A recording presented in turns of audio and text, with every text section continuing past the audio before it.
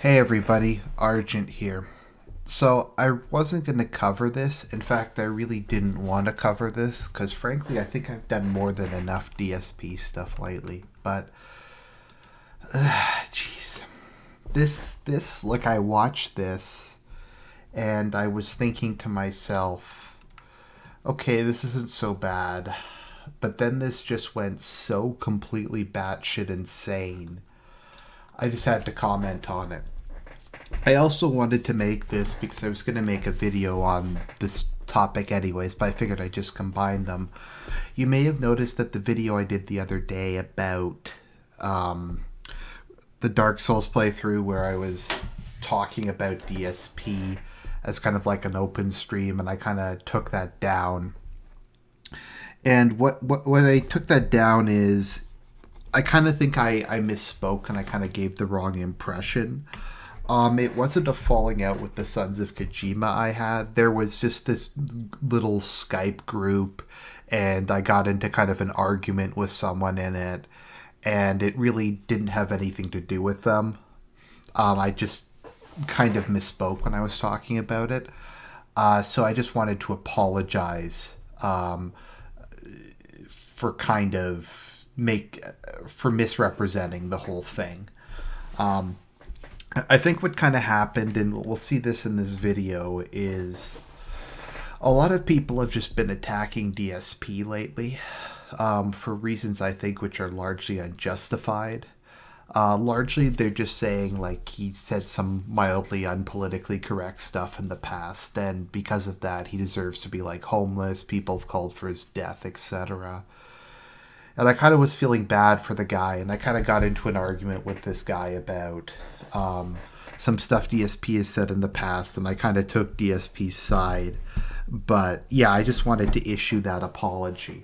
I guess I kind of feel if I kind of insult someone unnecessarily in a live stream, I should make a live apology.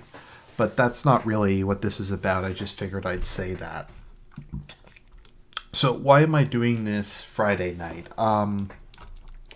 Frankly, because I was just out hanging out with my friend Abstract, and I got back and I said, well, why don't we just do this? Because I'm probably going to be busy doing some work tomorrow. And in the meantime, why don't I just, I'm not quite ready to go to bed yet. And this thing is just so crazy. I kind of wanted to do it, especially given that I don't know, in kind of a philosophical, kind of a relaxed mood. And I think that's probably best for this video, because I admit, lately I've kind of been feeling a bit bad for him. And that might be because he's an extremely manipulative person, and that's part of his whole thing, is to try to make people who I would consider myself a decent person, at least in some regards, to make us feel bad for him and to make us want to give him money because we don't want to see just someone suffer like this. And Tevin did a video the other day where he's kind of still disgusted by DSP, but he's also just kind of feels that he's just such a pathetic person who lives such an empty life. And there's really nothing in his life other than just being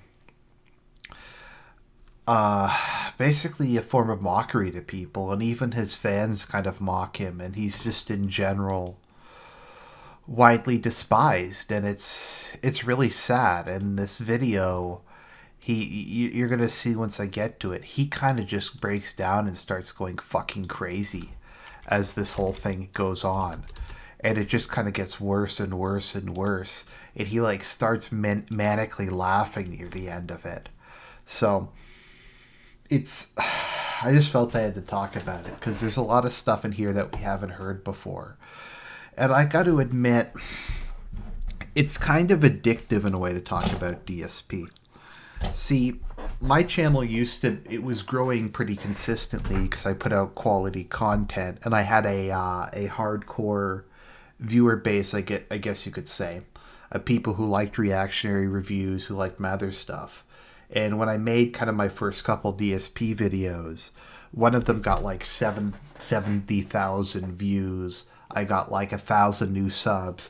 Not just people who like my DSP stuff, but people who like my other content too. And that was kind of a blessing, I suppose you could say.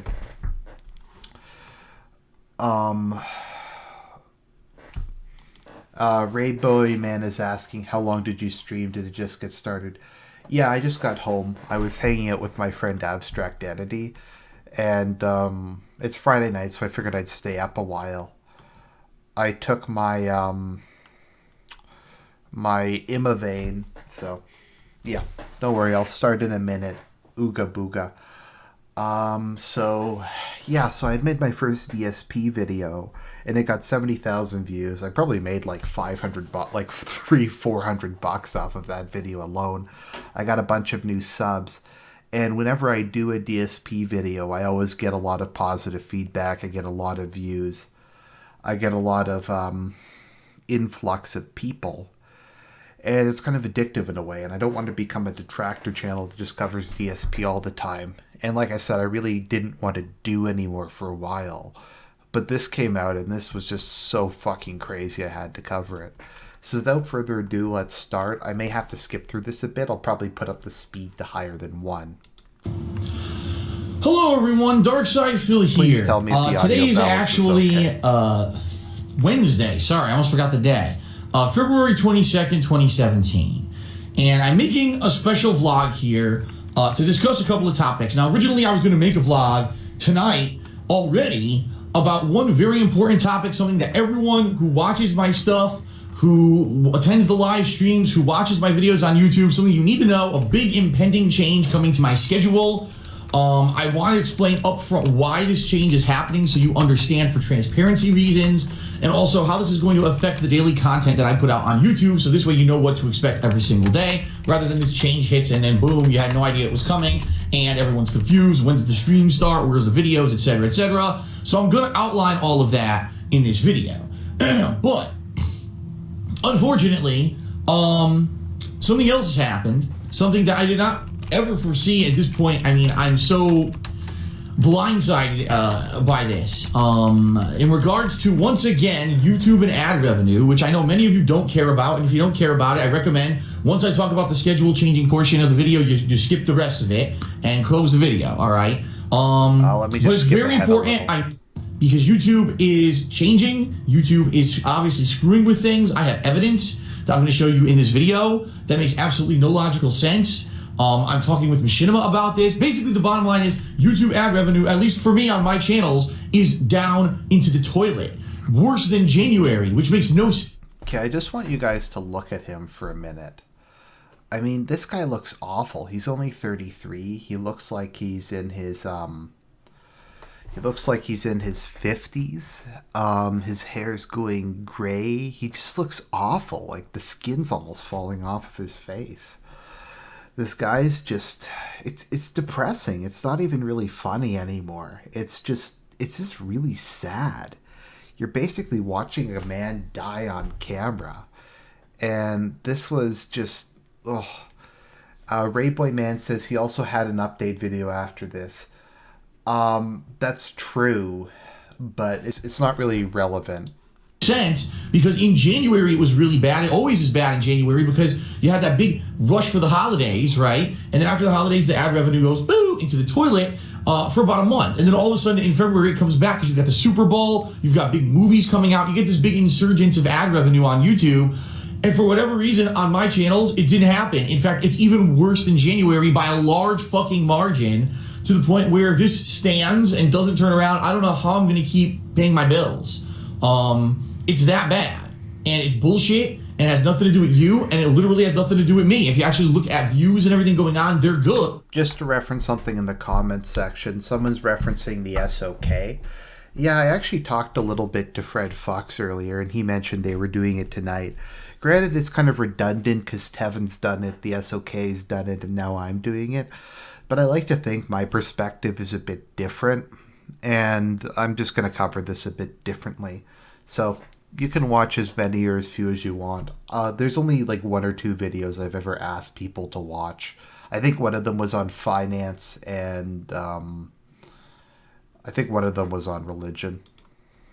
YouTube, for some reason, is paying me less for the same amount of work and the same amount of views and the same amount of everything, and there's no explanation why. I've already put in an inquiry to my partner network, Machinima. I have a little bit of information about that to follow up with you in this video. All right.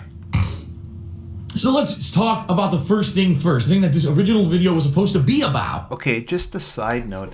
Has Phil ever actually tried, can someone confirm this, if he's ever tried a decongestion? I mean, you occasionally hear me like clear my throat or I guess snort. I have really bad allergies and asthma, and I've had that ever since I was really young. I've been to ear, nose, and throat specialists, but I just try to turn away from the mic, or I just take a decongestion. You can get like from Costco, you can get a big thing of non-drowsy Lortidine or whatever the generic version of Claritin is for like $20 Canadian, and it's like 200 tablets. So I just get one of those twice a year. Oh, all right. Oh, by the way, I'm going to mention this. I'm completely disabling comments and likes and dislikes on this video. And you might say, why? It's this simple, because whenever I do one of these vlogs, it's very important. And if you actually care about me and my business and my putting out these live streams and videos every day, and you want to see me continue to do this, right, full time, you want to see this video. But there's this element that comes in who just want to shit all over everything. They completely ruin the comments. You know, sometimes I look at the comments for something constructive, and I got to go through 400 insanely just negative, insulting messages to even get to something constructive. There's no point to it. And the bottom line is, those idiots who fucking are going to tear this video apart to make me look bad and say all horrible things about, oh God, Phil's business is failing and how dare he ask for help and shit like. I like how he says a detractor thing is his business is failing. Well, his business is failing, or he wouldn't be making these videos every month. So it's just like he wants people to give him constructive suggestions, but he disables comments and likes and dislikes. Now, I delete comments and I block people all the time. Well, I block people. I mean, if people come on here and I've had lots of like people who are left-wing, I've had lots of atheists, I've had lots of people who come on and disagree with me and I don't block them.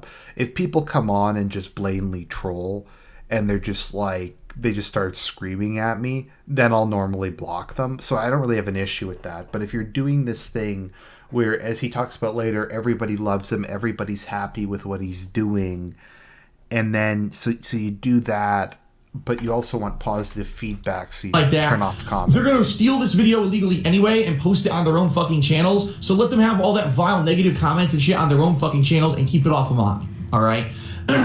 Okay, to be fair, I am watching this on your channel. It's very important, and I need your feedback. If you genuinely watch this video, and you genuinely care, and you want to help, you can email me at darksidephil@hotmail.com. You can tweet me at DSP. All right? Those are the ways that you can reach me, or if you're a member of my forums. I mean, look at his skin. It's almost translucent. Does this man ever go outside? And granted, I live in Canada, so the sun's not exactly bright here, and I don't really go outside that much, but I have a decent tan because I like to go outside for walks. But I mean, look at KingofHate.com. You can send me a private message on my forums as well. Okay, those are the ways you can contact me with suggestions, with opinions, with input. All right, that's constructive. YouTube comments are so fucking toxic at this point. There's no reason for them to even exist anymore on a video like this. YouTube comments are toxic.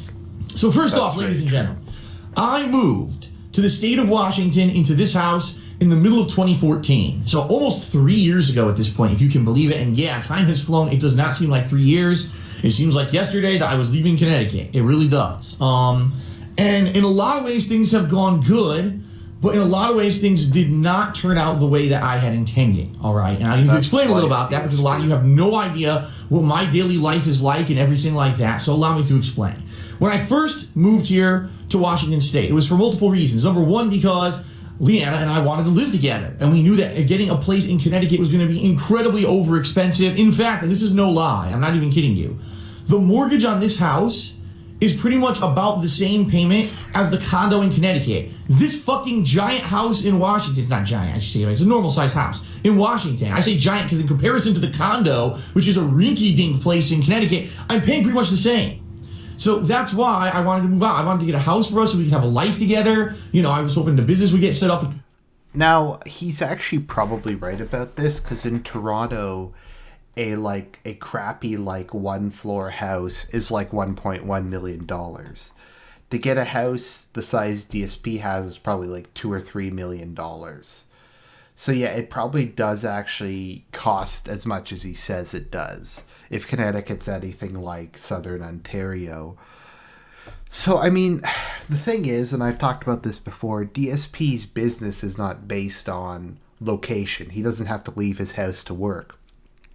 So basic logic would suggest he moves to a state with low to no taxes, with low property values, and that has good internet access. So probably like Texas, or maybe like... Actually, where he moved isn't even that bad. The issue is he moved too close to Washington and he bought a house too big. But leaving Connecticut for another state is a good idea. Yeah. Things will go good here. She can get established here in Washington. Jalen B says, I live in Brampton, 30 minutes from Toronto, and can pretty much confirm. Get a job, get maybe her own business going, and within a few years, we could see if we wanted to branch out and do other things and have our life together. I mean, honestly, maybe start a family and that kind of stuff, marriage. These are the things that we were all kind of contemplating in our heads here together when we moved across the country to the WAC. Now, that's super depressing. I actually thought that was the most depressing part of this video. And I don't get why he can't just marry her. I honestly don't get why... he can't just marry her. He can't just go to City Hall. I mean, I don't think he's religious anymore, so he doesn't have to go see a priest. He could just go to City Hall, file a marriage license, and him and Leanna would be married. And it wouldn't take much effort. And to me, I just have very little respect for people who live in common law relationships. They can't even be bothered to go and file this basic paperwork. They live together for 3 years. They sleep in the same bed, but he can't even make that basic commitment. I call common law common degeneracy, and it does actually really bother me. Why he couldn't have just married her, I don't know. Honestly, well, the thing is, they can't really start a family just because they're both kind of fuck-ups. Although then again, a child might have made them try to get their lives together. With regards to Panda Lee, yeah, I don't know. I think she's a castiza, to be perfectly honest. I think she's half... she's probably half mestiza and half German or something, considering her name's Washington State, all right? Oh, so that was our personal life. We wanted to have a life together here because we didn't live together on the East Coast. She lived with her mom in Pennsylvania. I lived in this tiny little condo in Connecticut, and we knew it wasn't going to work out to get a house in Connecticut. It would be so dumb because it was so expensive. We'd have something a third of the size of what we got out here, all right? Plus, by the way, taxes, prices, everything out here is cheaper than it was back home in Connecticut. There's no state tax here, okay? That's true. So that was one of the primary reasons why we moved here to Washington State to this house. Number two, for the business, because I knew getting out of that element of Connecticut where, again, taxes insanely high, state taxes for absolutely no reason. This internet that I had at the condo that really wasn't good internet and constantly would go out and give me problems, and there was no way for me to have higher quality internet, regardless of the fact that techs had been out to rewire the place a million times. It always was shit internet. I knew moving out here, having an office, which I now have. By the way, this office is a full tax write-off. Someone's saying the audio is a little loud. Is that better? I have a room in my house that's dedicated just for the business.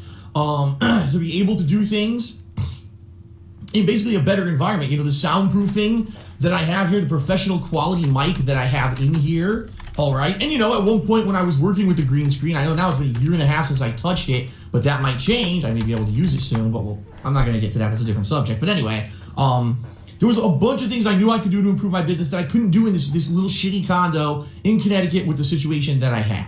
All right. And my health. And this was kind of the third major reason why I wanted to move out of Connecticut. I have a lot of health problems, not major health problems, but post-nasal drip, okay? Had it my whole life. That's why you hear me snorting or whatever. Never goes away. Every video I've ever made, you can hear it. Yet people complain about it today like it's something new, and it's been every video I ever put out for YouTube for 8 years, you've heard it. No cure for it or anything like that. Cannot be cured. My back. Well, I mean, I have the same problem, Phil. You can just take some decongestants. Just go to Costco, get some decongestants. It sucks. It does suck, and I'm not gonna lie.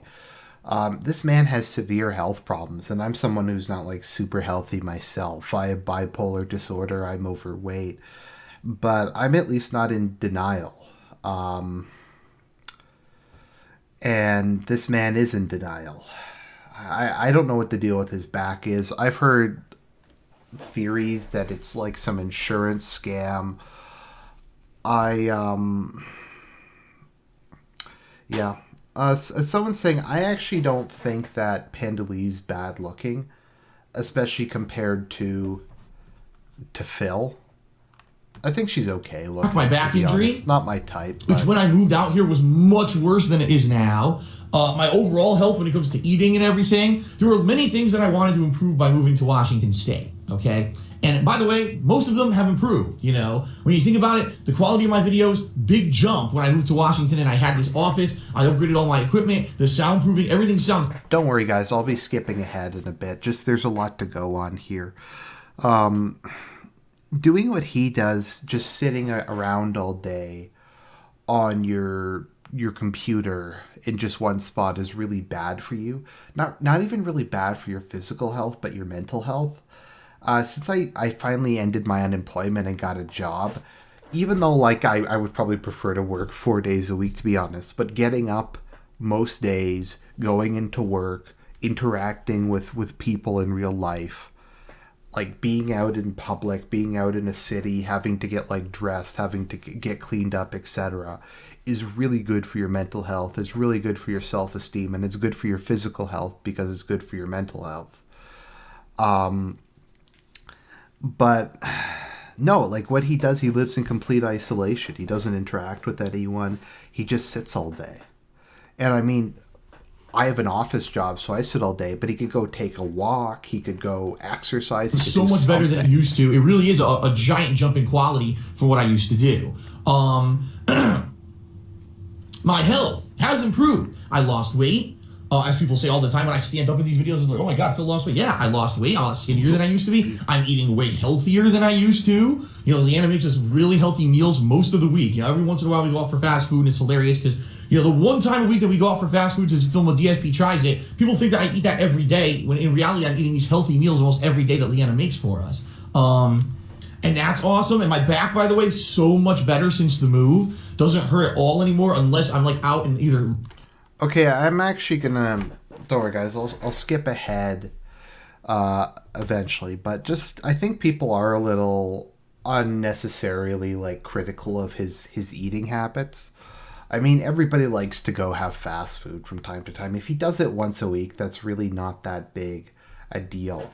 I mean, when I work, I normally take a bagged lunch. I normally make myself a sandwich, take a couple pieces of fruit, maybe half a can of beans to work with me. But Friday, I like to buy myself lunch, maybe from Chipotle's, maybe from like a fish and chip place. Lots of people do that. I don't really begrudge Number one, that. lifting heavy stuff. Like when there was snow a couple weeks ago and I had to shovel, then it fucking hurt like crazy. Or number two, if I'm out for like a day and I'm stressed out and, you know, we've been walking around all day or whatever, doing errands, and I come home, then it hurts a little bit. But okay, so his back is better, but he can't. Okay, shoveling snow is a bitch. Okay, but at 33, he can't shovel snow at all. And shoveling snow like can make your back hurt a bit, especially if it's really heavy. But like he's like, if I'm walking around like outside, like not even doing anything, just walking around, my back hurts. I mean, that's a problem. I mean, I know people who it's like, I know people with back issues and they can but it's nothing like used to be. No more shooting pain, no more numbness. For the most part, my back is rehabilitating in a lot of ways. What? Okay? But the one thing that didn't turn out the way that I wanted it to was basically Leanna and my relationship here in Washington, mostly because of the business, all right? The business. What I was hoping is that eventually, like I said, we'd both have successful businesses here in Washington State, and we'd be able to have a lifestyle schedule that maybe we could, since we're living together, we'd be able to do more stuff together. Because the way it used to be when we lived in Connecticut, okay, is that for 3 weeks of the month, I would work my ass off. Every day I'd be live streaming, multiple hours or multiple sessions, 5, 6, 7 hours of gameplay a day in a lot of cases, depending on what new releases were out or whatever, editing videos and stuff. And it was like that for 3 straight weeks. And then I would take off 4 to 5 days in a clump when Leanna would come visit for the month. She would come visit for the month, and we'd have this kind of basically like a mini vacation where we'd be able to spend meaningful time together. We'd be able to go out and do some tourism, or maybe go on a little mini trip and have time going out shopping and doing stuff together, going to restaurants or whatever in Connecticut. That's how it was. It was kind of like 3 weeks of the month I worked my ass off, and then for a few days at the end of the month when Leanna came to visit, it was like almost like a relaxation period, mini vacation. And it was perfect because number one, I would have enough videos saved up from the... Okay, I'm actually gonna do something most people don't. It probably is actually a lot of work to stream like 6-7 hours a day. And I mean, I know he's playing video games, but most people don't play it like for 6-7 hours straight. That's a lot of time. That is a really... And to do it all day, every day, and have to like do commentary and keep your commentary fresh for like 7 hours a day, like your voice has got to be shot by the end of it. Like that actually probably is pretty stressful. I mean, the thing is, he shouldn't be doing that. There should be a lot of other stuff. I mean, like, there's different kinds of work. There's work where I'm like in a meeting or I'm talking to someone, and then there's work where I'm just sitting at my desk and it's nice and quiet. And I'm just working away. Maybe I'm like a PowerPoint. Maybe I'm writing something. Maybe I'm updating a website. And that's also work, but it's like not, it's kind of like relaxing work, or it's not nearly as stressful as having to deal with people because you're not really talking. But yeah. Those 3 or so weeks before she visited to upload to YouTube during the time when we weren't going to be doing any kind of new gameplay or whatever, and it filled the time perfectly, so no one really complained. And number two, it gave me some release. It allowed us to have quality time together, that we didn't have to worry about like business or YouTube or any of that shit behind the scenes, and we could just sit down and relax and do stuff together. And I would unwind, and I would come back feeling refreshed and ready to hit the ground running for another batch of new stuff for the next month.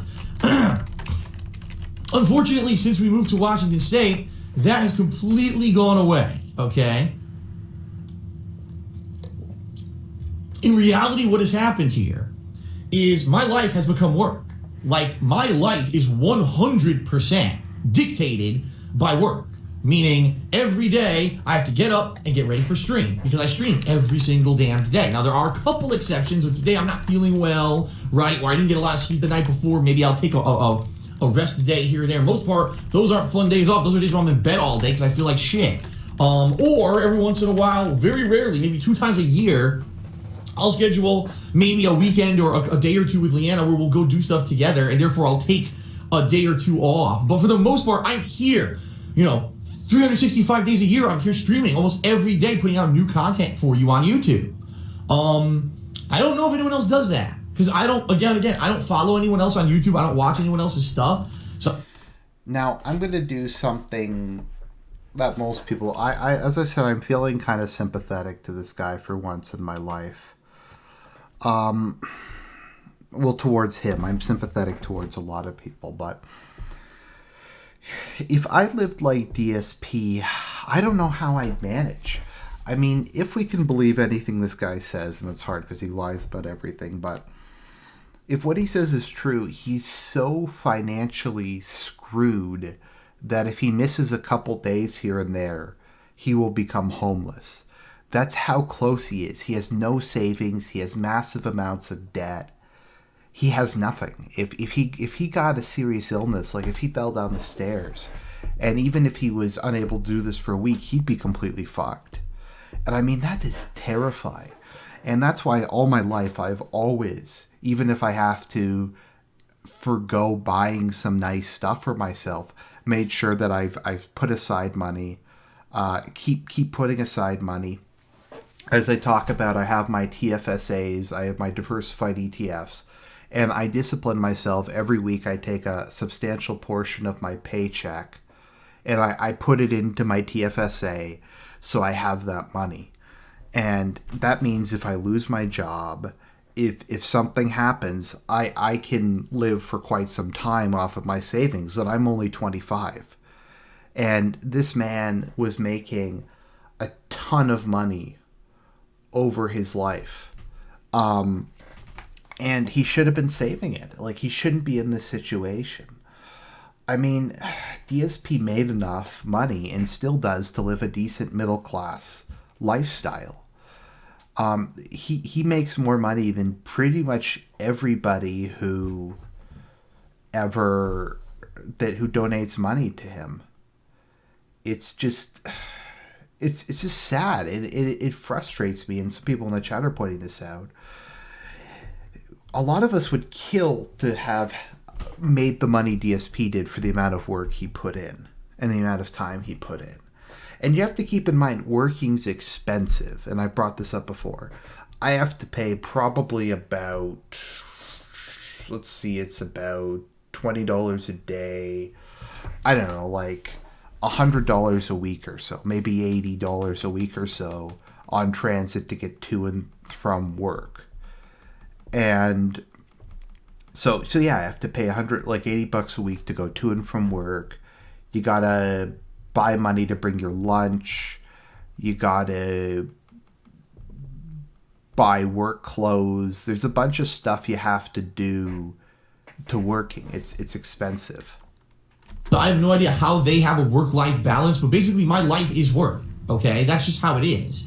Now, luckily, my work is video games, and video games are fun. If this work was anything else, I probably would hate my fucking life and want to jump out the window. But the good news is, because my work is fun stuff, being able to go on stream and laugh at games and talk to people on stream and on Twitter with social media and post up fun videos and edit cool reviews that people care about and stuff like that, that's why I love this job, all right? Because it's fun stuff for work. But there still has to somehow be a work-life balance. And unfortunately, what's happened over the past few years since I've been in Washington is that what I was hoping would happen, since, I was going to have an office, I was going to have a better setup, I was going to be able to do things differently, I was hoping that things would stabilize and I kind of have like a plateau, and this is where I am, and I just stay where I am with the business, and then I'd be able to say, okay, well, now I can finally get a schedule that's a little bit more lax, where I could, maybe have some time off or whatever. And eventually what I wanted to do, if I was going to keep making the money that I was save up money so I could go maybe get another kind of business, like a restaurant or some kind of brick and mortar business, and I could share my time possibly between YouTube and this business venture. Not that I wanted to do YouTube full-time forever. I didn't. I kind of wanted to phase out of it. And if things had gone well, and if no things had gone badly, more than likely by now, 3 years living in Washington, I would have been at a point where I could say, okay, now maybe I can start taking the initial stages to phase out of being a full-time YouTuber and still do YouTube, but do that as a part-time thing while I go off and I have my own business going or whatever. And that didn't work out at all. For those who... Okay, I was just talking to some people in the chat, but I just wanted to let that part go. I was just talking a bit about savings, and one of the things... I try to stress on this channel, and this is something I keep telling people: start saving when you're young. There's robo investors. I'll post a link to the one I use, which is excellent, and they have done great things with my money. Nice and simple, low risk, very low management fees. Wealthsimple. Wealthsimple doesn't even pay me. I just like their service. Because you can deposit, you can start with $20, you can do $100, you can deposit any amount, even if it's $1 a week. So just start saving soon. Don't be like Phil. Saving money is a lot of fun. Yeah. I've been following... But no, so DSP is talking about he wanted to use the money that he was making to start another business. So he's talking about a brick and mortar business. He's talking about, investing in a restaurant, etc. And I mean, that is something a lot of people do with their money. There's a lot of things you can do if you have a little bit amount of money. My boss buys, or a guy I know buys rental units in Detroit. He goes to Detroit. He buys some houses there. He buys houses in Detroit, like in the nice suburbs. And then he rents them out. You can get a property management company. They only take 10% off the top. They find tenants. They deal with most of the stuff. They occasionally send you maintenance bills, but that's a good way to invest money. Lots of people invest in Tim Hortons franchises in Canada. That's a decent place to park your money. Yeah. Long you'll know, since I moved to Washington, it's been roadblock after hurdle, after challenge, after every possible fucking thing that could go wrong. False copyright strikes, multiple ones, DDoS attacks, right? Being swatted, basically getting my YouTube channels kicked out of YouTube search when it comes to gaming, which is probably the biggest detriment, because if my YouTube channels don't show up in... Okay, let's just be honest. Imagine if Phil actually had a brick and mortar business. Can you imagine like what that would be like to have Phil as a boss? How awful that would be. It's just and this, you think this guy who can't even lift something is gonna like run a restaurant? Give me a break. In YouTube search when a new game comes out, I get 0 new viewers. Like literally 0 new viewers come into my channel to watch my stuff, because when a new game comes out and I'm playing it, none of my videos are showing up in YouTube search anymore, because those false copyright strikes a few years back completely fucked me. No matter how people want to spin it, they say, oh, Phil just uses it as an excuse and all that. No, like literally, I got false copyright strikes against my channel. I had to delete a ton of videos to prevent even more, because it was a loophole in YouTube's copyright system. I was instructed by YouTube to do this. I want to make this clear, because people don't seem to understand. I was instructed by fucking YouTube to do this because their system sucked, and they didn't want to recode their whole system for me. But when I deleted those videos, my YouTube channels just basically plummeted out of YouTube search, and they never came back. So here I am 2 years later from when all that copyright shit was going on, and I get no new viewership on my videos at all. The few people who kind of trickle in either discover me by accident, or they came in for something completely negative. They heard that I'm an asshole. They heard that I'm terrible at games. And they want to see for themselves, and they come and watch like, oh shit, this is actually entertaining, and Phil's not that bad of a guy. I'm going to keep watching his stuff. It's ridiculous. That's the only new viewership I get anymore. Ask anyone. Okay, so just on this whole false copyright thing. Now, I actually sympathize with Phil, because YouTube's copyright system is shit. It is complete shit. I remember what happened to me once was when I put up my reaction review of Dracula Untold, I got a copyright claim against my channel. And all I did was I used because all my reviews are a still frame of the movie poster with me talking over it. So I used the movie poster of Dracula Untold, and I talked over it. And Sony Pictures or whoever filed a copyright claim against me. And it shut down my ability to stream. It shut down my ability to upload longer videos. It did all kinds of shit to my channel. And that's one of the reasons I just never got into the habit of making edited content. Because like when I made my Ghostbusters review, that had to go through like a 3-week approval process in order to get anywhere.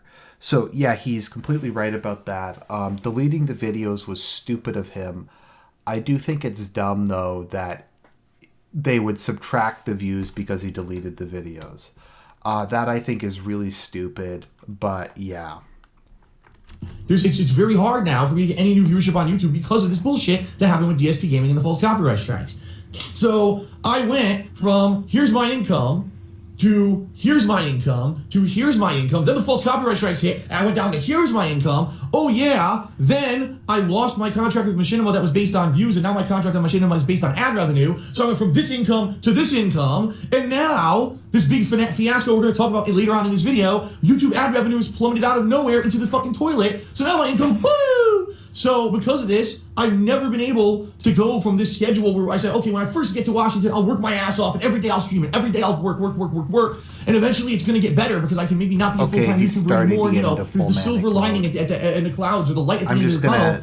And it just kept pushing back, getting further out of reach and further away. And now to the point where I don't know if I'm ever going to reach it, honestly. But anyway, Like, look at this. What I'm getting to here is something's got to give. Because I'm at a point now like, where literally with Leanna and I, we don't get to spend any quality time together. Like, this guy's we wake up in the morning, we see each other for half an hour, if that, to just basically wake up and snap each other out of being asleep and have a coffee or whatever. I'm immediately to work. Right, I can't even sleep in ever. I'm immediately to work every fucking day. Most people have an office job. You at least get a day or two off. Even people who have tough, contracting jobs. People who work, retail jobs and fast food jobs. Even you have days off. I'm here every fucking day. For the sake, I never get that peace of mind where, man, tomorrow if I can just sleep in. Oh yes. Or, oh man, I don't have to be on a schedule where I get this done and this done and this done. Every day my mind is, gotta do this for the business. Gotta do this, then this, then this. Okay, now I want to just be fair. I am running this on 120% speed, just to try to get through this a bit faster. But he is literally this erratic. Then this. That's how my mind is all day. And then people say, "Oh, Phil, you get more done if you didn't have that relaxation time at night." I need that because all day from the moment I wake up, it's boop, boop, boop, boop, boop, boop, boop, and then finally at night I give myself an hour or two to not think about that, to sit there with Leanna maybe and watch a little bit of TV or whatever. That's what I mean. That's our time together. We watch a TV show or two to unwind so we can go to sleep. I mean, it's ridiculous. We don't have any time to go out and do anything together, to have any meaningful time. And I'll be honest here, especially now that she's working and she has a part-time job, we see each other even less. A lot of the times she's going to sleep early because she needs to get up early in the morning for work, while I don't need to. So I'm staying up, especially because a lot of times I'm babysitting videos, or, I'm still, a lot of the times I'm getting stuck in the office now. I used to have a schedule where I'd be out of the office by 9:30. I'm getting stuck in here till 10:30, 11 o'clock at night now. Every day. It's like this now. To the point where it's like there's no work-life balance. We're not even seeing each other anymore. It's just a mess. It's stressful as shit. And the past couple of weeks people have been saying, Phil seems stressed out. Why do you think? This is exactly why. Because there's stuff going on behind the scenes with YouTube stressing me out. And it's not just YouTube. There's a lot of other stuff going on as well that's pulling my attention away from the fun stuff. Okay, let's just go back a second, because those eyes were amazing. 10:30, 11 o'clock at night now. Every day. It's like this now.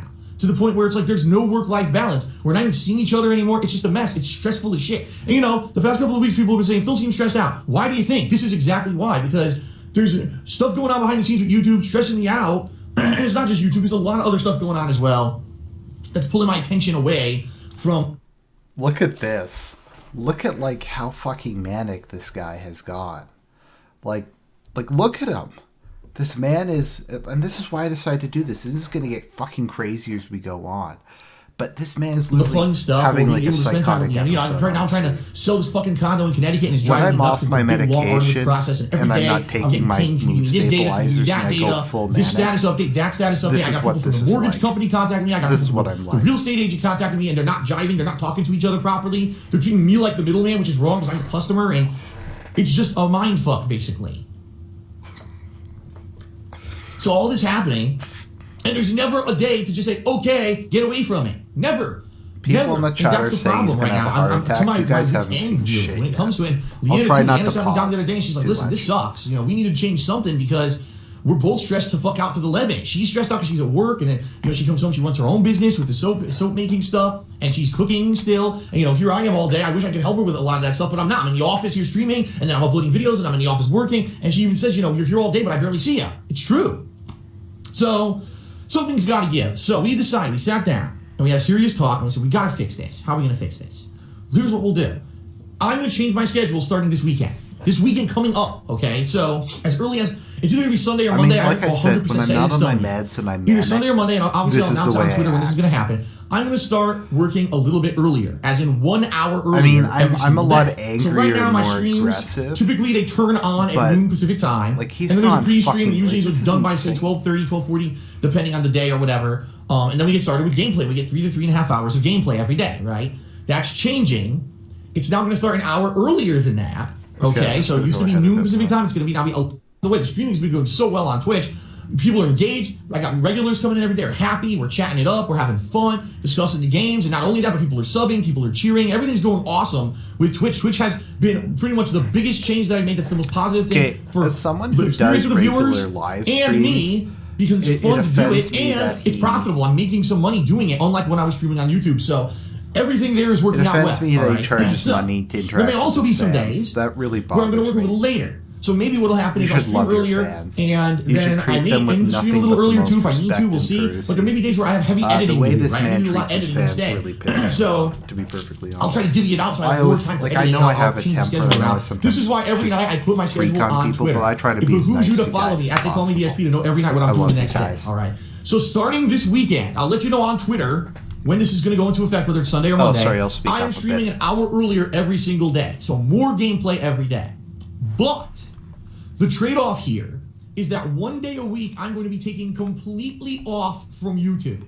There's no live streaming on Twitch, no video. Well, is that better with regards to DSP My Balance? Previously recorded and I batched up so that I could upload them and they would go live on that day that I have off. Exactly how it used to be when I lived in Connecticut, where I would have the longer streams and I would batch up the videos. Oh, here we go. Okay, I'll turn desktop audio down. There we go. That should be a lot better. Now, the day every week is not going to be the same day. Sorry, I'm still learning how to use OBS. Find a day that she has off, but also doesn't hinder with the game releases and stuff that are coming out so that I can work the new releases and stuff on release day. So I'll give you an example. This week, all this week coming up, starting this weekend, I'm working more. Extra stream hour or whatever, okay? And as you know, we've got the release of the Nintendo Switch a week from this Friday, which is on March 3rd. I will be covering that. It's coming. It's supposed to be coming from Best Buy. I'll be doing a live stream, unboxing it or whatever, live like I usually do with hardware, and even hooking it up, and I'll be doing Zelda cover.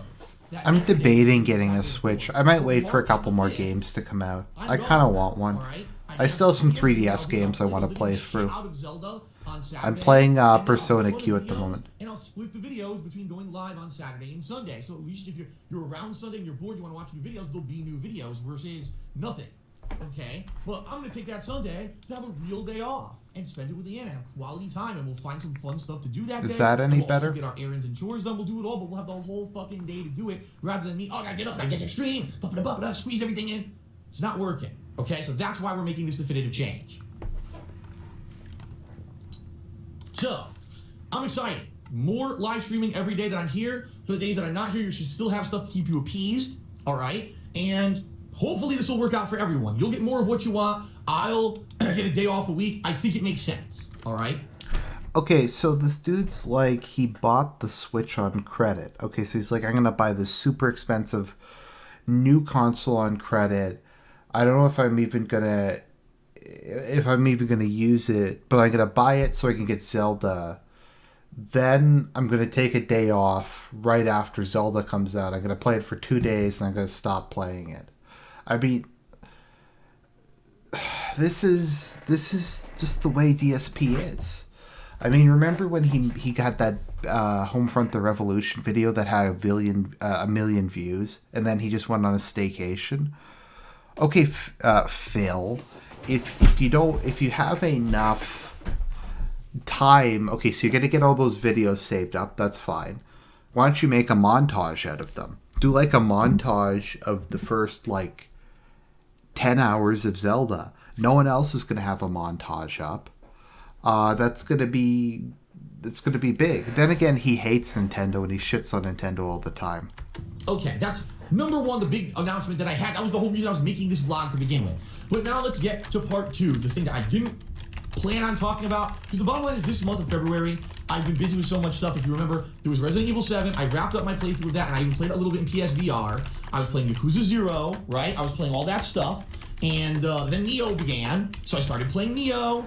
And that took up a ton of time as I juggled it with Yakuza 0, and then we had For Honor, plus we had the Injustice 2 beta. So there was a ton going on. Not once in February, I'm not even lying here, did I look at YouTube views, or did I look at ad revenue or anything. I was staying completely away from it, because I said, if I just let myself play the games and not worry about stuff, it'll come through, right? And for the most part, if you watch the stuff this month, I think you'll realize, wow, Phil focused in on the games, and that's what it was about. It wasn't like, oh, he was complaining about views or money or anything. No, I didn't let it get to me because I didn't even fucking look until yesterday. Because I figured, gee, 3 weeks into the month, I probably should be responsible now and check and see how things are going. Not good, man. It's ridiculous at this point. Now, the thing is, views-wise, all right, just to give you some perspective here, views have been pretty steady on everything I'm doing. It's not like all of a sudden I got this giant decrease of viewership out of nowhere and it plummeted, and now, it didn't happen. What happened is, the middle of last year, the middle of 2016, YouTube changed the algorithm of how to count a view. They didn't tell anyone they were doing it, they never publicly explained it, but they changed the algorithm. So even though people are coming out and watching my videos, not all the views are counted, okay? It's a fact. There's no fucking other explanation for it. So, middle of last year, I started getting less views. Nothing I could do about it. But the good news was the ad revenue was still consistent. Throughout the end of the year of last year and everything was looking good. Then all of a sudden, in January last month, it says I made almost like no money during the month. Like I'm not, like basically about a third of, no, I take it back. Originally it looked like it was going to be a third of my income had vanished out of nowhere. That third, because the ad revenue had dried up from the holidays, that in January 2017, even though I worked my ass off, I did Dark Souls, the Redemption run, I played Resident Evil 7, which everyone loved, right? Very popular playthrough, people really enjoyed the coverage I did of that game. And YouTube was telling me, oh, well, you still made a third less than you did the month before. And I'm like, this is so fucking bullshit. So according to YouTube, because they don't do a good job of securing ad revenue for the website, let's face it, that's a truthful statement. Because the bottom line is, you can't just buy ads when it's easy. Oh, well, in the holidays it's easy. Everyone wants to advertise, so it's easy because we make a ton of money. So everyone should just backload all their fucking videos to the end of the year so they can make a shitload of money during the holidays, and then it dries up in January, so go on vacation in January. No, fuck you, Google. How about you do some actual fucking work and you actually reach out to the advertiser? Okay, I just like to talk about this for a minute because this is like the craziest shit ever. I like he doesn't understand how like business works. I mean, everybody knows that the busiest time of year is Christmas, with regards to advertising. I mean, that's when all the advertising is going on. That's when everyone's just spending like crazy. It's a spending bonanza. I mean, everybody knows that. That's just the way the industry is. Industries have different times of year. Like my industry, like in my industry is like really busy in spring and really busy in fall, and summer's dead and winter's dead because people don't like working over the holidays and it's just too hard to get contracts together, etc. So that's just kind of the way it is. If you're in farming, you do a bunch of stuff during the fall, when you're harvesting, and in the spring, and the winter there's not that much to do. I mean, most businesses have a feast or famine time. So basic logic would suggest that during the hardcore gaming season, Phil works extremely long days, maybe like 10, 12-hour days, just streams the crap out of everything. He streams the crap out of everything. He does a bunch of video editing. He just goes full balls to the wall, and he runs himself down. And then in January, when ad revenue's down, you take a break. Maybe take a week off in January and just chill. You're not going to be making much money anyways, since really the ads suck in January. It goes from like, for me, it went from like $6 per thousand views to like 1 to 2. And you explain to them you're going to have programs that are going to target certain demographics and certain group of people based off of the information on your site, so that they will pay you money to advertise even in a dead month like fucking January. But they don't do that. They're lazy fuckheads. So they just, oh well, ad revenue's always bad in January. It's supply and demand. If how it works is, the more people who are trying to buy advertisements, the more they have to pay in a bidding war to get their advertisements on the air. That's why like the Super Bowl ads are so expensive, because more people are watching and there's more competition. So in January, not that many people are buying ads, so the price is going to be down. I mean, it's just basic supply and demand. Everyone, wishy-washy, just fucking let it go. It's stupid. So me, I worked my ass off in January. Great views, right? Views were up. Views in January were higher than the past 3 fucking months. I'm not even kidding. But YouTube, because it's January and the ad revenue's down, oh, guess what? You lost a third of your income. Now, the good news here is 2 things happened. Number 1, you, the viewers, you guys, rallied. You went to my Patreon. You pledge. Actually, here you go. You went to my Patreon. You pledge. I mean, most businesses that work like this, like if you ever seen The Deadliest Catch, like king crab season is like 3 months. You go up and you basically catch all the king crabs that'll be eaten for the next year. Okay, and you make maybe, I don't know, like 70, 80 grand for those 3 months. And then the rest of the year, you just aren't making money. Maybe you have another job for the rest of the year. But that's just how businesses work. My pledges went sky high for January. It was the highest I've ever had on Patreon. And you actually made up, I'm not even kidding, you made up for the gap in income because YouTube basically sucks shit and doesn't get ads in January because they suck. So awesome. I was ecstatic. I was like, thank you. I couldn't be so happier with how that turned out because people rallied and said, no, this is bullshit. We like Phil. We want him to keep doing this as a job because YouTube's lazy fucks and don't get ads. No excuse. Let's keep this going. Let's get Phil some support he needs. And you did it. Thank you, everyone. Seriously, like, amazing. Okay? Now, here's what happens every fucking year until this year. Ad revenue goes down in January, and then in February, guess what happens? Movies start to come out, and you got Valentine's Day holiday, and you've got the Super Bowl. The combination of those three things turns YouTube ad revenue completely around, and you start seeing a massive influx of new advertisements around the first week of February that usually continues from February all the way into the early summer. So usually ad revenue on YouTube is fairly consistent and good from February through like maybe April or May. Then it starts to dry out a little bit again when the summer hits, okay? So, that's what should have happened. And the bottom line is, all right, yes, in the month of February, my business was down a little bit viewers-wise, meaning about 10 to 13% less views. In fact, I have the statistic. I brought the statistics to show you guys because as I was looking at YouTube analytics yesterday to try to see how I was doing for the month, my jaw dropped. And here's what I saw, all right? So here's what I saw.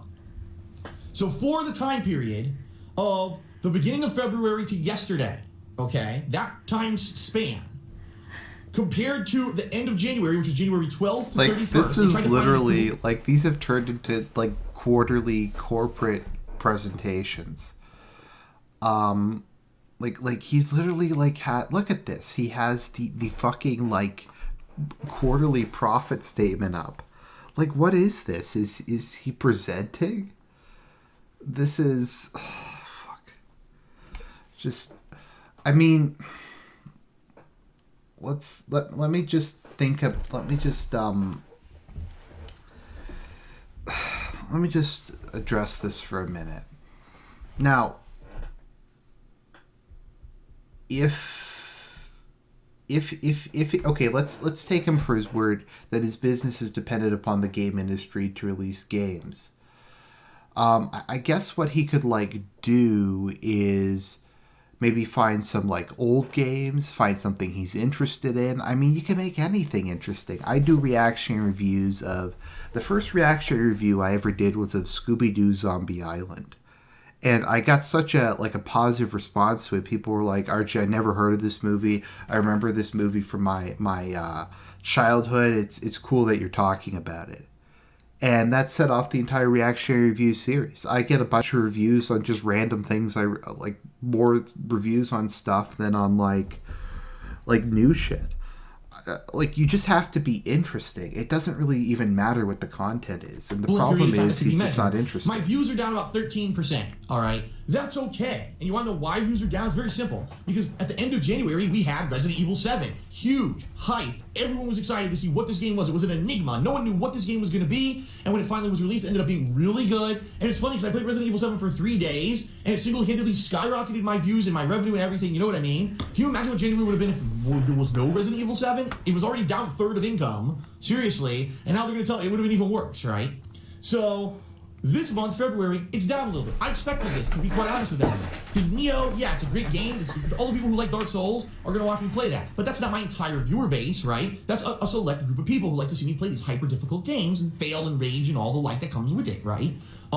Now, the flip side of that is I've actually been doing way better at Neo than I do at Dark Souls. So a lot of group of people who like to see me rage and fail haven't been around. He's getting more and more manic. Like, fuck, Phil's it's doing just good. going to be fucking crazy and they until left the and end never of came this. back. I think I might just cut the second half of this. You know, there haven't really been many crazy. other games outside of Neo this month that were superb or that anyone really wanted to see. My Injustice 2 coverage did pretty good. I played Injustice 2 for a couple sessions. I think it was 3 sessions. And overall, the viewership was pretty good for that. It's what I would expect for a fighting game, quite honestly. Pretty good. So I was pleased with that. For the beta, that went well. For Honor was a fucking stinky turd. First of all, the game is not fun to watch. The game isn't. It's just not. Slow-paced action, melee combat. Okay, to be fair, after For you see Honor execution does a few look like times or whatever, shit. you realize you've seen it all. It looks awful. And the game's not very good in my opinion. As you know, I reviewed it on my KO Gaming channel. I'm not going to get into that here. I'm not surprised that For Honor did not garner any kind of real viewership interest, because I don't think the game's very good at all. I think that people are bought into the hype because the mainstream media rated it so high, oh, it's so good, and then you fucking play it, and people after 2 or 3 For Honor weeks say, does look really shitty, and I'm not gonna lie. And that's why I rated it like I did. But yeah, didn't get any interest in viewership. People basically saw me play it once or twice, were like, this sucks, and that was it. So outside of that, what else have I been doing? Yakuza 0. I mean, he's only sped up 20%. My Yakuza playthroughs It's are for not a a niche ton. audience, all right? Now, the good thing about my Yakuza But playthroughs he is fucking that going usually over crazy. time they get viewership. What happens is people who played the game like to look for people playing in English rather than in Japanese with English subtitles and reading out the dialogue and stuff.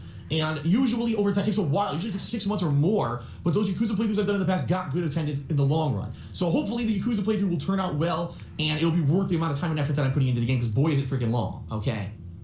But for the most part, what else was there this month? Doesn't this Nothing. man So, of course, sound my like he's views super are down. interested This is to in be expected. Yakuza? Now, all right. Yeah, it would have sucked. Doesn't he say like sound like someone who really is just engaged, is going to provide quality commentary? In February, ad revenue goes up on YouTube. It always has. There's a ton of new ads on YouTube in February, right? And you've seen them everywhere. I've seen them on YouTube. You've seen them on YouTube, right? So what gives? Well, I look at my ad revenue, and here's what YouTube told me. This is the ad revenue statistic.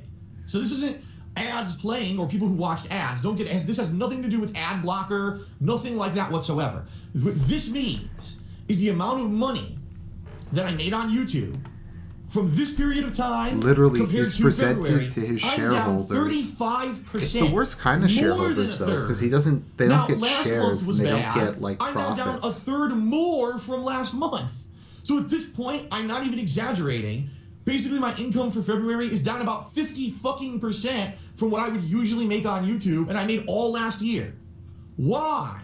This makes no fucking sense. If this is the truth, if in February my views have been down 13%, then my ad revenue should be down 13%, right? Because 13% less people watch my videos, so 13% less ads reviewed, and therefore I should be making 13% less pay. Not fucking 35%. Nothing about this number makes any fucking sense at all. Any logical human would look at this and say, what the fuck does that mean? That is bullshit. That makes no sense. It would be one thing if you were on YouTube in February and there were supposed to be ads and there were none. Where were all the ads? I don't understand. I've seen them. Look at this. Ads playing, product ads playing all over the place. Crazier so why the minute. fuck did I not make any money when everyone watched these fucking ads? Look, his meltdown starting. It makes no fucking sense. Look so here's at what this. happened. Okay, I wrote my partnership company, Machinima, because I need to get to the bottom of this. What the fuck is going on? First of all, I thought maybe the reporting was wrong. Okay, so I wrote them this notice last night. I said I need an answer because this is insane. How am I going to pay my bills when you're now telling me I'm making 50% less money than I used to? And it has nothing to do with me. This guy on my views are only down like 13%. So it's not me. This 35% dip is insane, and it's YouTube, not me. Okay? So here's what Machinima responded with. First of all, as usual, I don't think they answered my question or understood my question. Whenever I write to Machinima now, I basically kind of get an answer, but it's not the answer I want, and I have to go back to them 3 to 5 times to get the answer I want.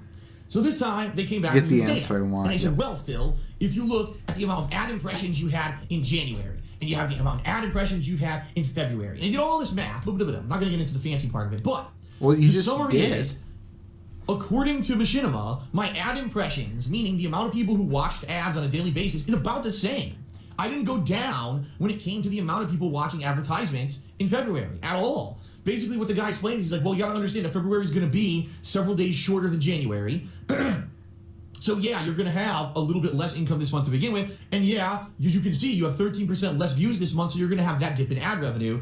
And that was basically where he ended it. And I'm like, okay, so this good data, because the data is basically telling me that it's not that like people came in with ad blocker out of nowhere, a bunch of people, and blocked every ad on my video, all my videos on YouTube, and I was making no ad revenue because everyone was ad blocking. That wasn't the case. According to Machinima, the ad impressions are pretty much equivalent for January and February. So there's no change. The same people are coming and watching all my stuff. But for some reason, I made 35% less money. And that's what there's no explanation from. So I pushed back to Machinima. I said, no, thanks for the data. That's not what I want. Their paycheck cut away. Just think about that. You go to work, you work your ass off, the same schedule you always work, right? And then they give you your paycheck and it's a third less. Oh, well, sorry, no explanation. What the fuck? What would that? You'd go nuts. You'd fucking say, I'm gonna sue your ass. So it's bullshit that this is happening with YouTube. I deserve an explanation, right? You would think that if this was affecting bigger YouTubers, they'd all be talking about it. Oh my god! Even though I get 1 million views on every fucking video, which is me yelling at a fucking camera, talking head about some dumb fluff piece, and you make millions of dollars doing it, my ad revenue's down. You know, you would think you would hear that. No, I heard nothing. Right? Have you heard? I heard anything from anyone saying here's that the ad revenue was a meltdown. disaster in February. Look at this. So I don't know what's going on. I don't know how this is affecting me personally. Only, am I being targeted? Is it an error? Was it a mistake? You know, is it going to be fixed? What is the deal? So I'm waiting to hear back. Okay, just an actual side note. I don't really e-beg, but if you're watching my videos, please turn off ad block, because I actually do make some money off of these. And I consider the money I make from advertisements as kind of being, I don't know, compensation for part of this. So yeah, if you could turn off ad block, I'd appreciate it. You don't have to watch the ads, you can just skip them. But the bottom line is, please have it on. I'm in a bad place, man. This is bullshit. And at this point, I've been doing YouTube for 8 years. I've been doing it for a living for 6. This is the epitome of bullshit. This is called a complete lack of accountability by a major corporation that basically thinks that they're hot shit. Google thinks they're hot shit. And when I see something like this, I say, this is bullshit. And I'm not putting up with this shit anymore. I'm really not. I love doing what I do. I love live streaming. The live streaming experience that I went back to Twitch has been amazing. Can't say anything more positive about it. I love putting out videos for YouTube. Listen, KO Gaming is having a reinvigoration right now, where I'm having not only my own edited content like game reviews and countdowns and first impressions videos, but we've got viewers who are submitting content, montages, and abridged versions of playthroughs. And this is how you don't play videos. It's kind of a renaissance when you think about it for my stuff, where I'm now involving myself with the viewers directly. This is great. This is positive stuff. I'm not going to let myself get shut down by a bunch of fucking nerds who work for Google who don't know how the fuck to do their jobs. I refuse. It would be one thing if I totally ruined my own self here, and I was here, and all of a sudden one day, you know, I was caught off camera saying racist remarks, and that was the end of it or something like that. You know, last year, the incident, right? That could have been the end of me. We got through that. We've been through so much shit together. In 8 years I've been on fucking YouTube. Do you really think that because a fucking nerd at Google doesn't know how the fuck to actually enable ads properly or count ad revenue or whatever the fuck they did wrong, do you think I'm gonna let that end me? Fuck no. We're gonna find a way to fix this, alright? So, I'm waiting for an answer from Machinima. I'm gonna pound the fuck out of them. If they don't answer me, I'm gonna get an answer.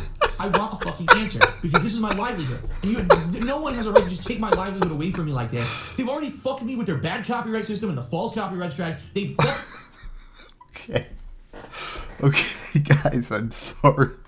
This is so fucking crazy. Like, what does this man think he's gonna do? Like, okay, so let's just dissect this. So you're a dude who plays video games for a living, and you're calling other people nerds. I mean, the people at Google actually produce something valuable. It's just, I know I have a high-pitched laugh. It's just kind of the way I am. I mean, this is just, like, what the fuck does he think he's doing? It's just, oh, I don't even know where to start. I'm just going to keep going. By taking my YouTube channels out of YouTube search, they fucked me again, left and right, every few Okay, to be years, fair, Google is shit. of how popularity on YouTube is calculated, and my ass is so fucking stretched out at this point, it's time to push back. Like that for an analogy. So, okay. I think we have to listen to that again. That manic laughter. I'll be quiet. Already fucked me with their bad copyright system and the false copyright strikes. They fucked me by taking my YouTube channels out of YouTube search. They fucked me again, left and right, every few years by changing the algorithms of how popularity on YouTube is calculated. And my ass is so fucking stretched out at this point, it's time to push back. How you like that for an analogy? Wow. So, listen to that laugh. That laugh is fucking crazy. Until I get one, and it better be a like, what's up with this? I'm not accepting, oh, well, it's just some fleeky bullshit. No. Because if this happens again in March, that's it. I'll tell you right now, January, that was bad. But because of your support on Patreon, it made up for it, and I was okay. All right? This month, this is terrible. This is disaster mode. Because now we're talking thousands of dollars, I'm not exaggerating here, in lost revenue. And if this doesn't fix itself, I don't know how I'm going to... If this doesn't fix itself, like, what does that mean? Like, dude, you gotta, like, you got to realize this shit isn't working. You got to realize that, like, you got to fix the problem. Now, to be fair to DSP, Google is shit. I like, let's be not mince words here. They fuck up on all kinds of stuff. They fuck up on the Okay, so Rayboy Man keeps saying that a lot of this did get kind of addressed in the latest vlog.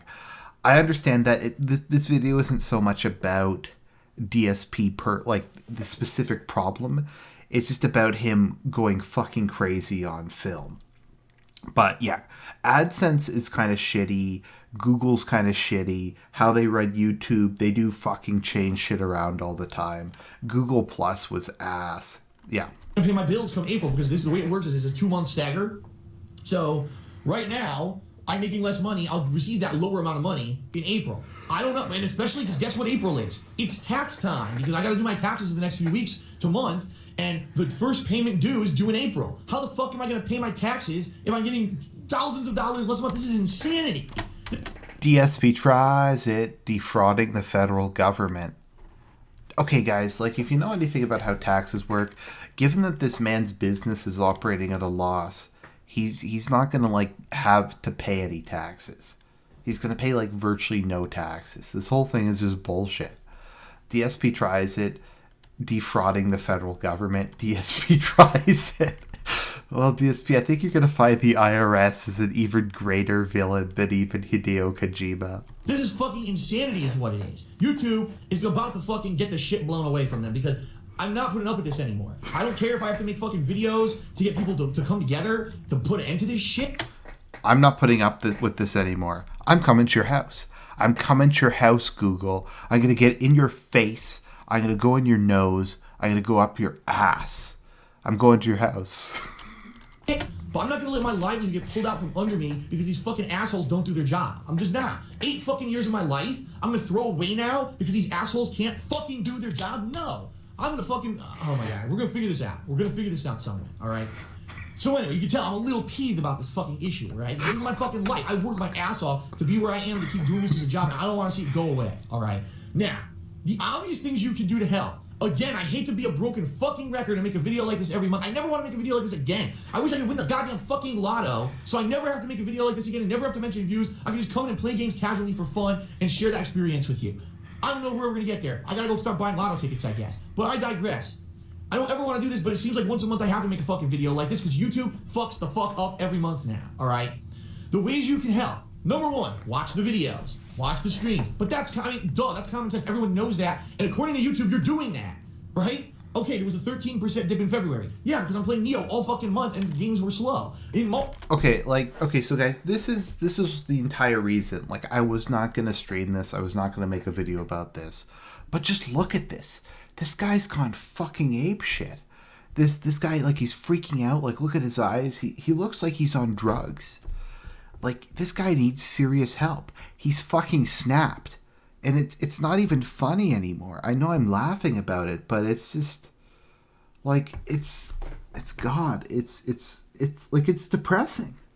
This guy has gone from being just kind of this asshole to just snapping like a fucking twig on screen.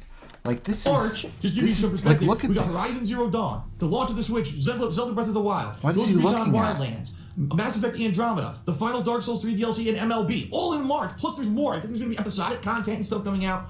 A ton of shit, right? So, March is going to be crazy. I think people are going to be watching in droves. But, I gotta fucking make it there. I gotta pay my bills, you know what I mean?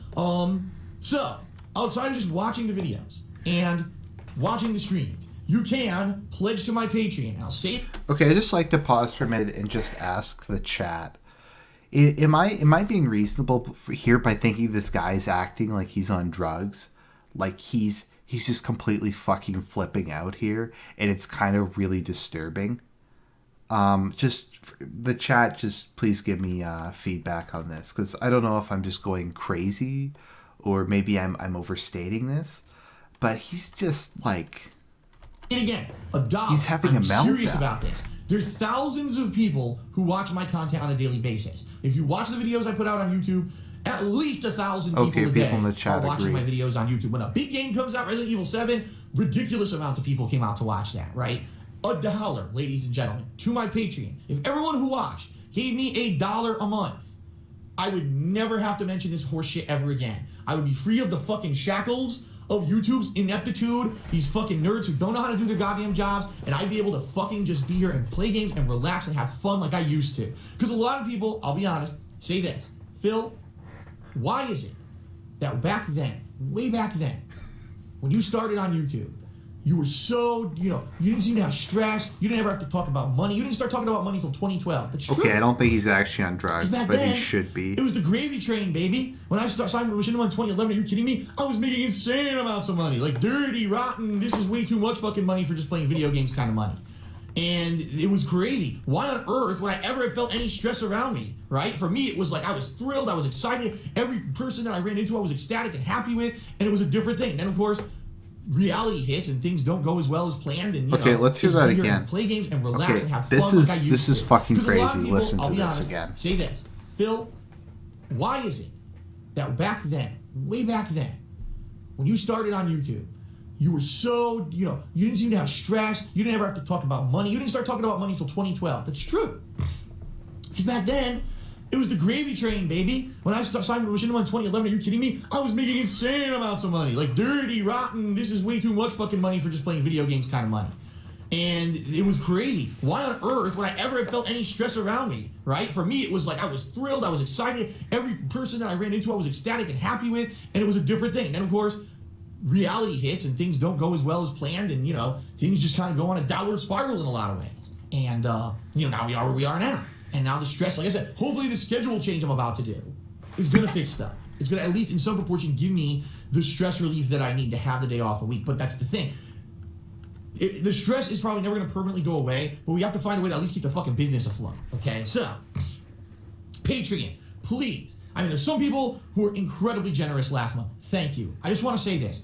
Please do not feel pressured to pledge to my Patreon unless you can actually afford it. I want to say that too. I know that it's not, oh my God, Phil, I've been watching this content for 8 years and it's going to go away now because YouTube's fucking in month over month. Well, I don't really have a lot of money and, I really need the money to do my own stuff, but I'm going to give it my money. No, please no. Only if you have the disposable income, you like watching my streams, you like my videos, and you can, afford to do it, please then. Because then that's the kind of people who, that's, again, if people who watch, everyone who watch, $1 a month for me to keep putting out the insane amount of stuff that I do for you. I think $1 a month is a pretty good fucking asking price. You know what I mean? Okay, look at how much bullshit this is. And this is the thing with DSP, because I like to think of myself as being a pretty compassionate guy. And, some of this starts to tug at my heartstrings. Like I laugh about it, but at the same time, it's just... I feel bad for him. I mean, he's just such a sad, pathetic person. But that he immediately goes out of this, depressed, everything's fucked, and is like, give me money. I want money. I want money. But then he does this, he does this thing where he's like, oh, no, but if you have money, if you don't have the money, it's okay. It's okay, but I do all this stuff for you, so please give me money. And I never wanted to be in this situation. I never adopted Patreon. I never accepted donations until I needed them. Right? YouTube has put me into this fucking position. And I'm not saying that there aren't a lot of choices on my behalf that haven't put me in this position either, right? Of course there were bad miscalculations, finances and stuff. But honestly, who could have foresaw the fucking tidal wave of bullshit that happened, starting with me moving across the country, right? There's so much bullshit that's happened. Who could have predicted that? If my income had stayed where it was when I moved across the country, I wouldn't need to be doing this. I never would have adopted Patreon. When I moved in 2014, I was making enough money to pay for everything and more some. And then all of a sudden, the income goes down, false copyright strikes, all this. Now I gotta adopt Patreon and this and that. Ridiculous, okay? So, please, if you can, pledge to my Patreon. If you want to get in for this month, you only have 6 days left. Actually, by the time you watch this video, it's probably only 5 days left to get in for February. So please, consider it, all right? It's very important at this time with this fucking ridiculous 35 goddamn % less income compared to last month, which was already down. This is insanity at this point, all right? It's basically do or die time. It's emergency time. If If you watch my live streams on Twitch, consider subbing to my Twitch channel, which is twitch.tv/DarkSidePhil, and or cheering during the streams. People have been doing this tremendously since I came back, and it's really helped me, all right? Twitch has now become a significant source of income for me on a monthly basis. I'd like to keep it like that. If we could get more people coming... Can you imagine if he hadn't have rage quit Twitch like a petulant child? Like, can you, like, imagine how much he would have made over time? He wouldn't be nearly as bad a situation, and his audience would have grown. To the streams and more people engaged and doing this stuff, maybe, right? It'll become 50-50. Look at that 50% of my income's from Twitch and 50% from YouTube. It's never been like that. YouTube's always been like 90%. And then you got Patreon, you got a little bit here maybe from Twitch or whatever that takes up that last percent. Maybe we need to find a way that I can make more money on Twitch so that it's not that big of a concern with the YouTube ad revenue issues anymore, all right? But outside of that, can anyone think of ways that basically I could have fundraising and or make money doing what I'm doing that doesn't involve direct ad revenue with YouTube, all right? One idea... In other words, could you think of more ways to give me money? I mean, well, why did he get rid of his Amazon affiliate? His Amazon affiliate link was actually making decent money. I think he rage quit that because he's a petulant child. I mean, every time he makes money, he winds up just kind of giving up on it. The idea that I had would be like merchandise, like t-shirts, like Teespring, where you can order these t-shirts. It's a campaign, so they don't make the shirts unless it reaches a certain number of orders. So there's no initial investment. By the way, as I've said before, I have announced the Argent Surf Submission Program, or ASS as I like to call it. And ASS is where I expect you all, the surfs who watch my videos, because no more excuses for not supporting me now. That can. So I want you guys to take my reaction reviews, and I want you to add movie footage into them, and to add music into them, and to just do all this, to make this stuff for me. And once that's done, then I'll put them up on my channel, and I'll monetize them. And I might give you a shout out in the description if I remember. Investment cost, because I couldn't afford that anyway. I have no money. There's no initial investment cost, and people can maybe get t-shirts. Now last year, it was a dummy shop that I created on Teespring. It wasn't one that was serious. I made really terrible designs on there. I know they were bad, but I just wanted to see, could I get the shop up and running? Would there be interest? And it seemed to me that last year people were like, yeah, Phil, we'd be interested in Teespring, but not, shitty designs. You got to have someone make good designs or whatever. And I'll be honest, I was thinking about doing it, and I kind of got lost in the shuffle, and I never really ended. You got lost in the shuffle? What the fuck does that even mean? Going back and doing it, okay? I just got enveloped in all the work last year between the vlogging and the new KO gaming stuff and the DSP gaming stuff. And it sucks because that was an opportunity that I had that I squandered.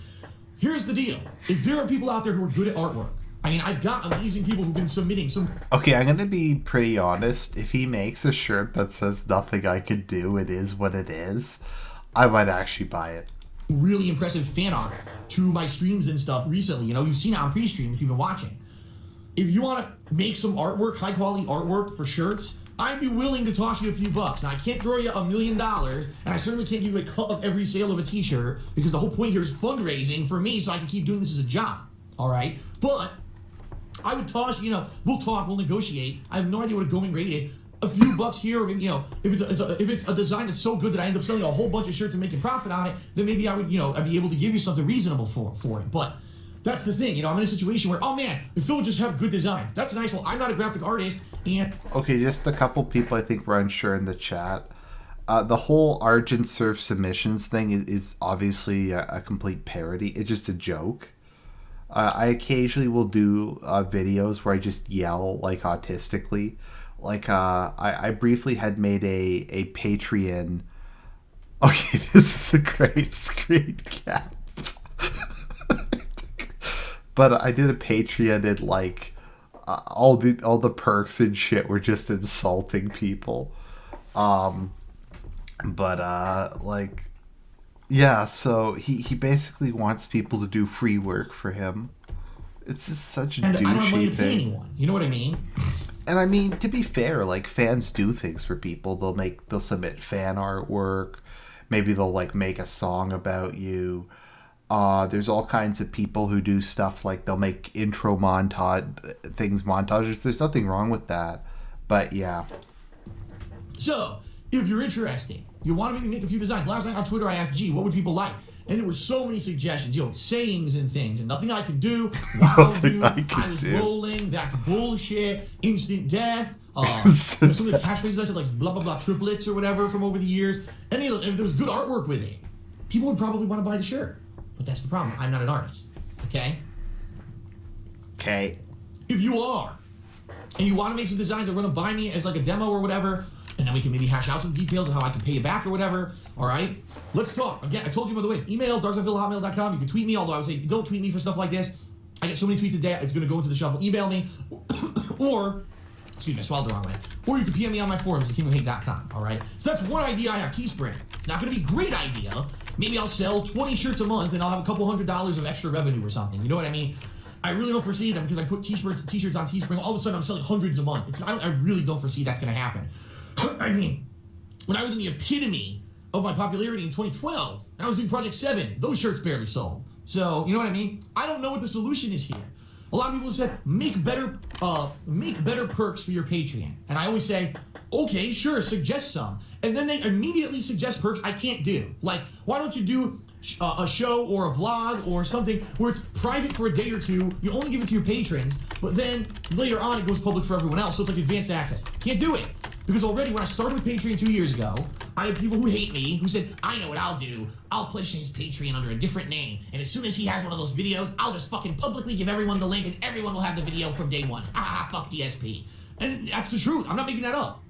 So I can't. That's one of the things that other people do. I cannot do advanced access to videos. I love his impression of the SOK.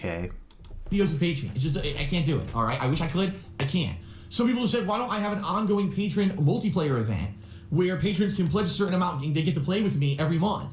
It's a good idea, but the reason I haven't done that is because there's not always consistently a lot of good multiplayer games to play, quite honestly. I mean, take a look last year. Last year, all right, all the multiplayer games that came out, Call of Duty, Battlefield 1, Uncharted 4, Doom. At the end of the year, I did a multiplayer event. Guess what? Everyone wanted to play Overwatch and only Overwatch. It's like, well, to do an event like that, plus it's a ton of work to have logistically, have everything work, and especially the schedule that I've been working, as you know, it's hard to make that work. And honestly, how many people are going to pledge just specifically for that event? We had, maybe 20 people who were interested and who participated in the Patreon multiplayer event at the end of the year. So to do that every month as an ongoing thing will get me, an extra $50, but I have to reshuffle my entire schedule to do it.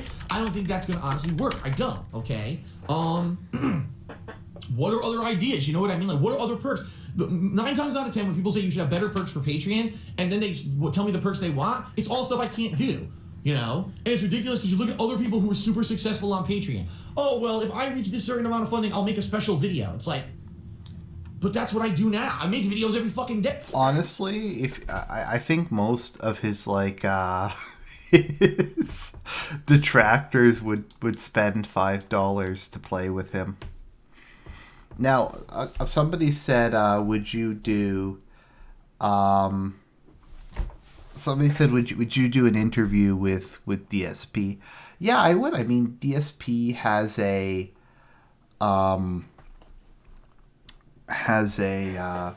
sorry, someone's asking if there's any way to contact me. Probably the easiest way is to just send me a message on either my Facebook page or my YouTube page. I have an edgy Facebook account, and if you send me a message on my official Argent Facebook page, I'll normally just add you as a friend and I'll talk to you on Facebook chat, because that's the main source I use. It's not under my real name or anything, so it doesn't really matter if I add people there. So yeah. So I'll just post a link to that if anyone wants to message me there. I haven't checked my messages there in a while, and I'll add you if you wanted to talk to me.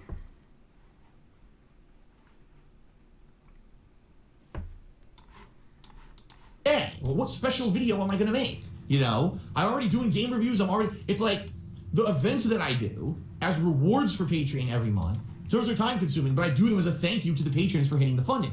But I don't know, like, what special event could I do outside of a Patreon goal? I don't know, you know? And people say, like I said, it sucks because there's other people who make Patreon into such, well, if you pledge to Patreon, you know, we're going to do a special Q&A show when we hit this certain criteria, and we're going to do this playthrough or whatever. I already do that. I already have Ask the King. I already do all that shit. Those are the perks I have now. If you pledge, you can get your questions answered on Ask the King, and you can get a private Q&A video. That's what I do now. So I don't know what else I could possibly do on Patreon that I would have time to do. Keep in mind, I'm a one-man show. That's the other problem. Oh, well, this particular group of YouTubers has a Patreon, and they have these amazing goals where they do these events. Yeah, because they're a group of fucking people. They're not one man working out of his office from Washington, you know, where they can, one person has time to work specifically on this project or whatever. I don't have that flexibility.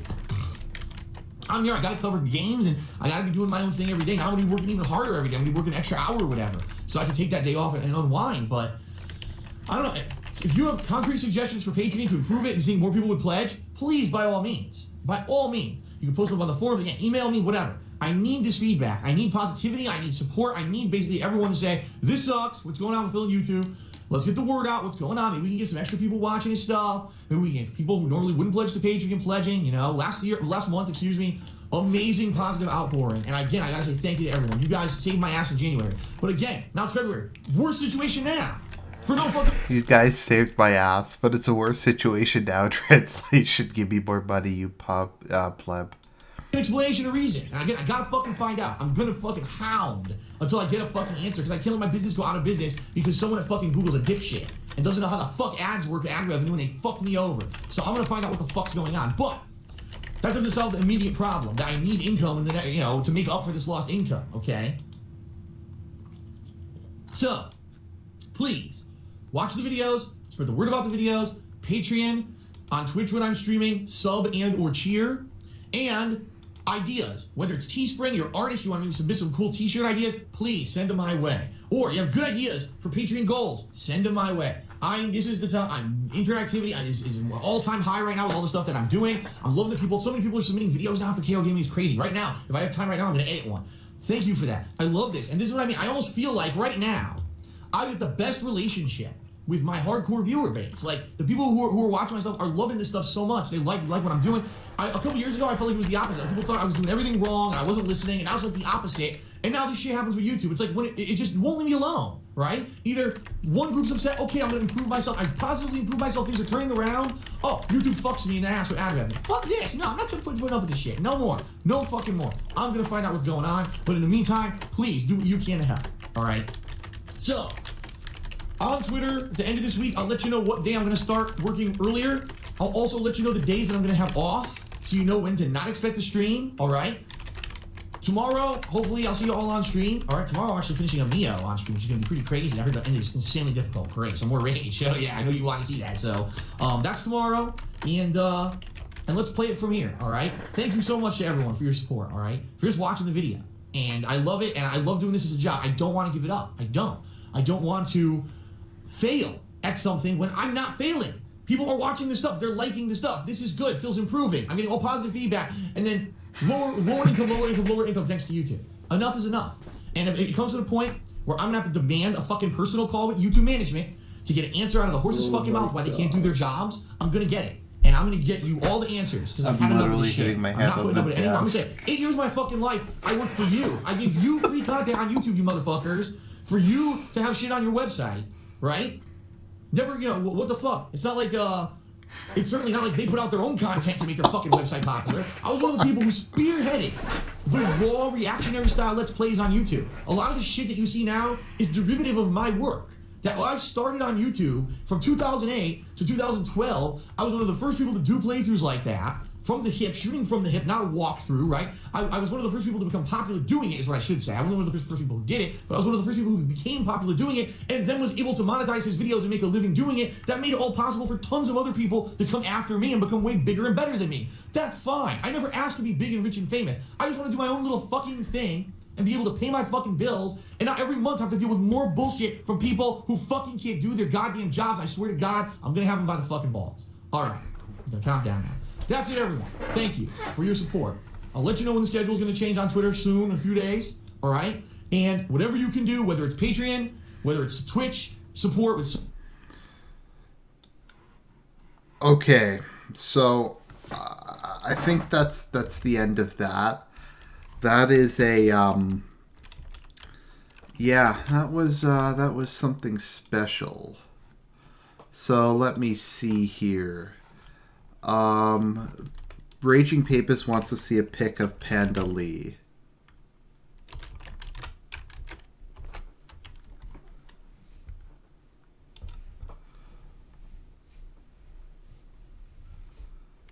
Okay, so it's kind of relevant. So this is Panda Lee.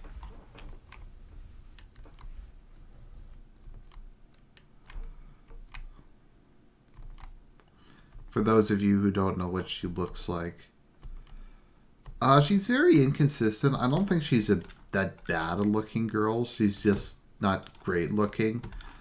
She's kind of good looking relative to DSP, I guess. But yeah, it's I don't know what to say, guys.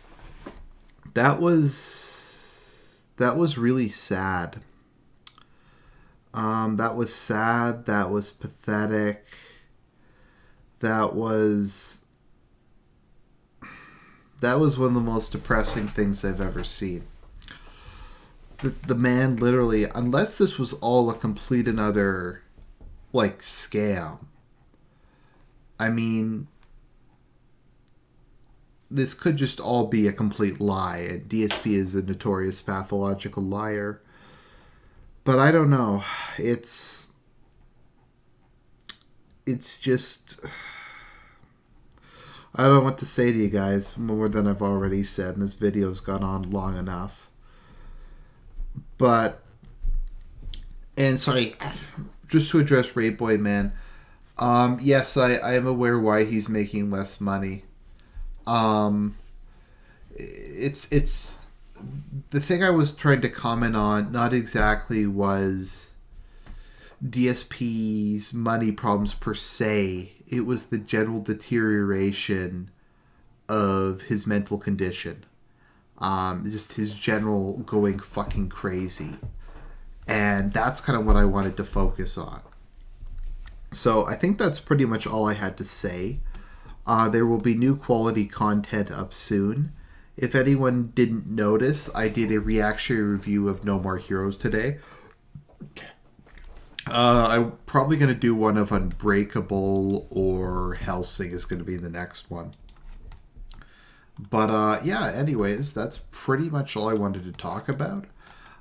Thanks everybody who showed up at this weird hour. All I can say is have a good weekend, and as always, God bless.